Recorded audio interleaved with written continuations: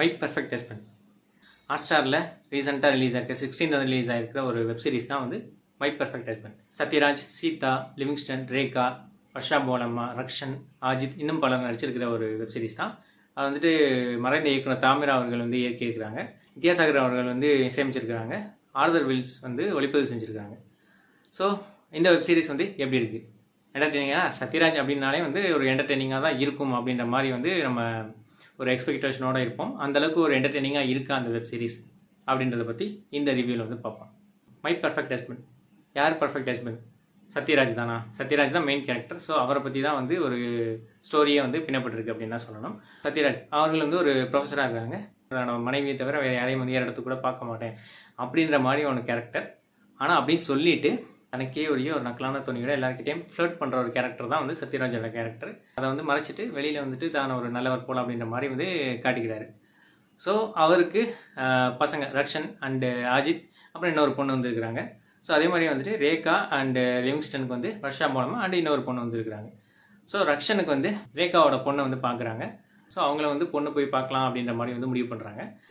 So முடிவு பண்ணிவிட்டு பொண்ணு பார்க்க போகிற அன்னைக்கு வந்துட்டு சத்யராஜனால் போக முடியல, அவரோட கிளாஸ்ன்றதுனால போக முடியல. ரக்ஷன் அண்டு சீதா இவங்களாம் வந்துட்டு அவங்க போயிட்டு வர்ஷா போலமா வந்து பொண்ணு பார்த்துட்டு வராங்க. ஸோ இவங்க 2 பேருக்குமே வந்து பிடிச்சி போயிடுது. ரக்ஷனுக்கும் வர்ஷா போலமாவுக்கும் பிடிச்சி போயிடுது. ஸோ அதனால் வந்து மேரேஜ் ஃபிக்ஸ் பண்ணலாம் அப்படின்ற மாதிரி பேசிட்டு வர்றாங்க. வந்ததுக்கப்புறம் சீதா வந்து அவர்கள் வந்து சத்யராஜ்கிட்ட வந்து சொல்கிறாங்க.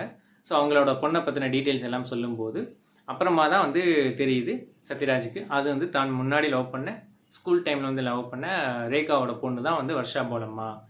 ஸோ தன்னோட ஒரு இமேஜ் இருக்குது, நான் இது வரைக்கும் எந்த பொண்ணையும் பார்த்தது கிடையாது அப்படின்ற மாதிரி வந்து மனைவிட்ட சொல்லி வச்சுருக்கேன்.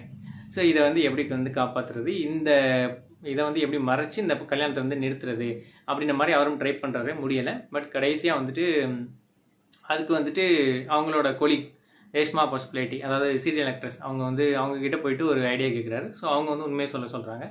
ஸோ அந்த உண்மையை போயிட்டு சொன்னாரா, அதை வந்து சீதா அவங்க வந்து ஏற்றுக்கிட்டாங்களா, இந்த ரக்ஷனுக்கும் வர்ஷா போலமாவுக்கும் கல்யாணம் நடந்துச்சா இல்லை கல்யாணத்தை நிறுத்தினாங்களா, என்ன நடந்துச்சு அப்படின்றது தான் இந்த ஒரு மை பர்ஃபெக்ட் ஹஸ்பண்ட் வெப் சீரிஸோட கதை. ஸோ எப்படி இருக்குது? சத்யராஜ் முழு வெப் சீரிஸையும் அவர் தான் தூக்கி நிறுத்தியிருக்காரு அப்படின்னு தான் சொல்லணும். தன்னோட அந்த ஒரு ப்ரொஃபஸர் கேரக்டருக்கு இருந்தாலும் சரி, அதே மாதிரி வந்து ஒரு ஃப்ளர்ட் பண்ணுற ஒரு கேரக்டராக இருந்தாலும் சரி, அதுக்கப்புறம் வந்து சீதா கிட்ட வந்து அவர் லவ் அண்ட் அஃபெக்ஷனோடு இருக்கிற கேரக்டரானாலும் சரி, அதே மாதிரி நக்கலாக வந்து ஒரு விஷயங்களை சொல்கிறதாலும் சரி, தன்னோட பாஸ்ட்டில் ரிவீல் பண்ணுற விஷயத்துலையும் சரி, எல்லா விஷயத்துலையுமே வந்து ரொம்ப பர்ஃபெக்டாக பண்ணியிருக்கான்னு சொல்லணும். அந்த ஒரு அனுபவம் வாய்ந்த நடிப்பு ரொம்பவே சிறப்பாக இருக்குது. அந்தளவுக்கு ஒவ்வொரு சீன்ஸ்லேயும் வந்து அவர் சொல்கிற டைலாக்கே எல்லாமே வந்து காமெடியாக, அவரோட எக்ஸ்பிரஷன்ஸ் எல்லாமே வந்து ஒரு சிரிப்பது தான்ன்றது ஃபுல் என்டர்டெய்னிங்காக இருக்குது அப்படின்னு சொல்லணும். அதுக்கு ஈக்குவலாக வந்து சீதா அவங்க வந்து நடிச்சிருக்காங்க. ஸோ ஒரு எக்ஸ்பிரஷன்லேயே வந்து ரொம்ப டாப் நாச்சாக பண்ணியிருக்காங்க அவங்க. ஸோ அவங்க ஒரு எக்ஸ்பீரியன்ஸ் ஆக்ட்ரஸ்.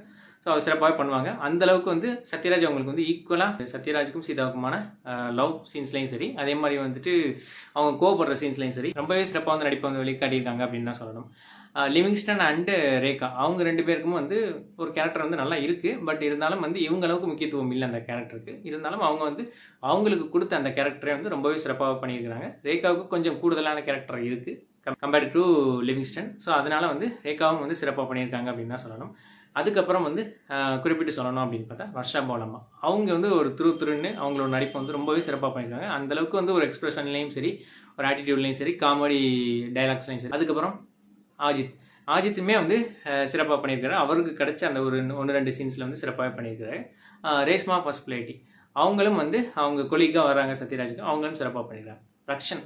இதில் ரக்ஷனுக்கு வந்து ஒரு முக்கியமான கேரக்டர் இருக்குது. பட் அவர் வந்து சிறப்பாக பண்ணியிருக்காரா அப்படின்னு கேட்டால் இல்லை அப்படின்னு தான் சொல்லணும். அதாவது இல்லைன்னு சொல்ல முடியாது, அந்தளவுக்கு பண்ணலை அப்படின்னு தான் சொல்லணும். எப்படி கண்ணும் கொள்ளையடித்தாலும் வந்துட்டு ரொம்பவே சிறப்பாக பண்ணியிருந்தாரு. அதுக்கான எக்ஸ்பிரஷன்ஸ் சரி, காமெடி ரியாக்ஷன்ஸ்லேயும் சரி, அவங்க வந்து துல்கர் சல்மானோட சேர்ந்து சிறப்பாக பண்ணியிருப்பாரு. பட் இந்த ஒரு வெப் சீரிஸில் வந்து அந்தளவுக்கு சிறப்பாக பண்ணியிருக்காரு. ஏன்னா அவருக்கான சீன்ஸ் வந்து நிறையா இருக்குது.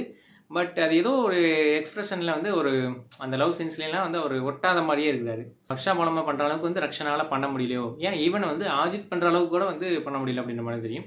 சூப்பர் சிங்கர் அஜித் நீங்கள் வந்து பார்த்துருப்பீங்க. அவர் கூட வந்து அவருக்கு கிடைச்ச சீன்ஸில் 4-5 சீன்ஸ் முக்கியமான சீன்ஸ் வந்தாலும் அவர் அதை வந்து சிறப்பாகவே பண்ணியிருக்காரு அப்படின்னு தான் சொல்லணும். அதுக்கப்புறம் வந்து முக்கியமாக அந்த வெப் சீரிஸில் வந்து எதை சொல்லணும் அப்படின்னு பார்த்தோம்னா வந்துட்டு ஃப்ளாஷ்பேக் சீன்ஸில் வந்துட்டு ஒரு பிரார்த்தனா பிரதீப்னு சொல்லிட்டு ரங்கோலியில் வந்து நடிச்சிருந்த ஒரு பொண்ணு. அந்த பொண்ணுமே வந்து தன்னோட ஸ்கூல் பர்சனை வந்து சிறப்பாகவே பண்ணியிருக்காங்க. ஸோ அந்தளவுக்கு ப்ளசண்ட்டாக எப்படியும் அந்த படத்துலையும் ரங்கோலி படத்துலையும் ஸ்கூல் பர்சனை வந்து சிறப்பாகவே பண்ணியிருப்பாங்க. அதே மாதிரி இந்த ஒரு வெப் சீரிஸ்லேயும் வந்து சிறப்பாக பண்ணியிருக்காங்க. அந்தளவுக்கு ஒரு நேச்சுரலாக இருக்குது. ஸோ இவங்க சின்ன வயசு சத்யராஜோட அப்பாவாக வர PL திரைப்படம் அவருக்கு கொடுத்த கேரக்டர் சிறப்பாக பண்ணியிருக்காரு. அதே மாதிரி வந்து சின்ன வயசு ரேகாவோட அப்பாவாக வர ஜீவா ரவி அவரும் வந்து சிறப்பாக பண்ணியிருக்காரு. ஸோ அந்தளவுக்கு வந்து அந்த போர்ஷன்ஸும் வந்து ரொம்பவே இந்த வெப் சீரிஸ்க்கு வந்து ஒரு ஆடட் அட்வான்டேஜஸ் அப்படின்னு தான் சொல்லணும்.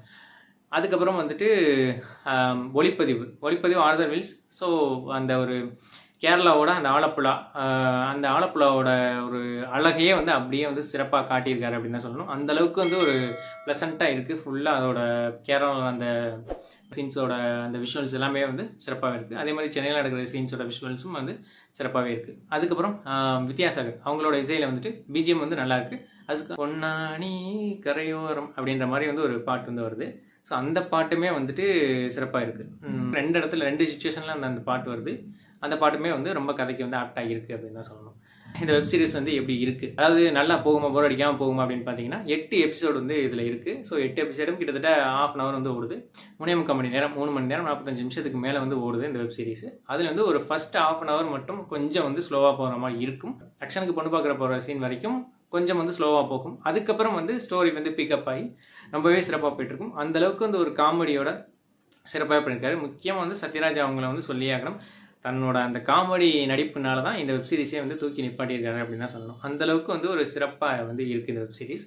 ஒரு 3.5 மணி நேரத்தை என்டர்டெயின்மெண்ட்டோட கணிக்கும் அந்த மை பர்ஃபெக்ட் ஹஸ்பண்ட் வந்து ஒரு சிறப்பான வெப் சீரிஸ் அப்படின்னே சொல்லலாம். ஸோ வந்து ஹாட்ஸ்டாரில் பாருங்கள்.